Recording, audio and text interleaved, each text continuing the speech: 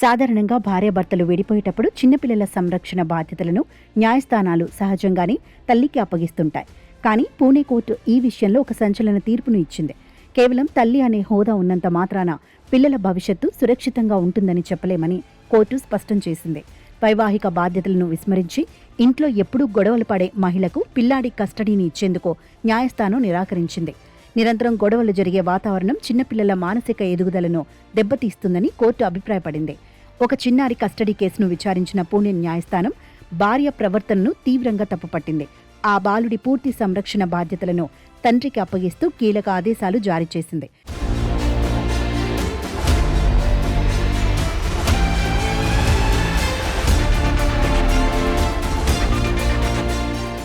సదరు మహిళ తన భర్తతో పాటు అత్తమామల పట్ల చాలా క్రూరంగా ప్రవర్తించేదని ఆధారాల ద్వారా రుజువైంది. ఇంట్లో నిరంతరం అశాంతిని సృష్టించే వాతావరణంలో చిన్నారులు ఆరోగ్యకరంగా పెరగలేరని న్యాయమూర్తి పేర్కొన్నారు. చట్ట ప్రకారం పిల్లల క్షేమమే అన్నిటికంటే అత్యంత ముఖ్యమైన విషయమని కోర్టు ఈ సందర్భంగా గుర్తు చేసింది. బాధ్యతారహితంగా ప్రవర్తించే తల్లి వద్దే ఆ పిల్లాన్ని వదిలేస్తే భవిష్యత్తులో అతడి మానసిక వికాసం దెబ్బతినే ప్రమాదం ఉందని ఆందోళన వ్యక్తం చేసింది. కేసులోని అన్ని సాక్ష్యాలను, భార్యాభర్తల ప్రవర్తనను క్షుణ్ణంగా పరిశీలించిన తర్వాతే ఆ బాలుణ్ణి పెంచేందుకు తండ్రే అన్ని విధాలా అర్హుడని కోర్టు ఈ ముగింపుకు వచ్చింది.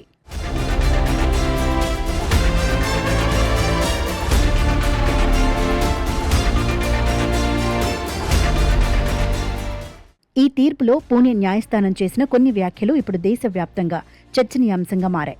విడిపోయిన భాగస్వామిపై లేదా భర్తపై పగ తీర్చుకోవడానికి పిల్లలను ఒక ఆయుధంలా వాడుకోలేరంటూ కోర్టు గట్టిగా హెచ్చరించింది.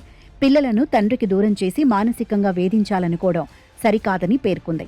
అందుకే ఆ తల్లికి పిల్లాడి పూర్తి కస్టడీని నిరాకరిస్తూ కేవలం నిర్ణీత సమయాల్లో మాత్రమే, అది కోర్టు అనుమతించిన రోజుల్లోనే కుమారుణ్ణి చూసేందుకు కలవడానికి వీలుగా విజిటింగ్ రైట్స్ కల్పించింది.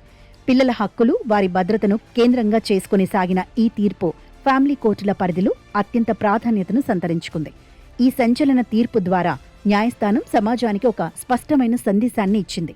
కస్టడీ కేసుల్లో కేవలం జెండర్ను చూసి తల్లివైపు మొగ్గు చూపడం కాకుండా పిల్లల సంక్షేమమే అత్యున్నతమైనదని మరోసారి నిరూపించింది.